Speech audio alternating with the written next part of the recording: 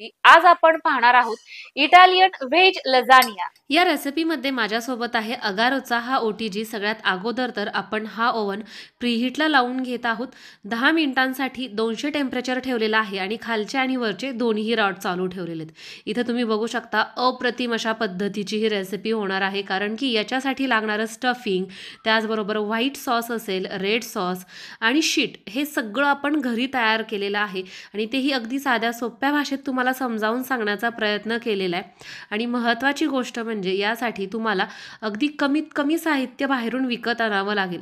सगळं आपण घरगुती पद्धतीनंच तयार केलेलं आहे, त्यामुळे हा जो व्हेज लजानिया आहे तो आणखीन जास्त परफेक्ट आणि टेस्टी असा होणार आहे। सध्या आपल्या रेसिपी शो या चॅनलवरती आपण अगारोच्या या OTGची सिरीज चालू केली आहे, ज्यामध्ये मी तुम्हाला जास्तीत जास्त व्यवस्थित आणि सोप्या भाषेत OTG कशा पद्धतीने ऑपरेट करायचा हे समजावून सांगत आहे। सोबतच त्यामध्ये आपण कोणत्या कोणत्या प्रकारच्या रेसिपीज करू शकतो, OTGचे जे फंक्शन असतात जसं की टोस्टिंग, ग्रिलिंग किंवा बेकिंग, हे मोड कशा पद्धतीने ऑपरेट करायचे, त्या मोडचा किंवा त्या फंक्शनचा वापर करून तुम्ही कोणत्या रेसिपीज करू शकता हे मी समजावून सांगत आहे।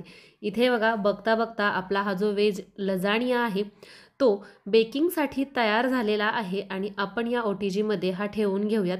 खूप जास्त वेळ नाही, अगदी 20 मिनिटांमध्ये अगदी परफेक्ट अशा पद्धतीनं हा बेक होतो।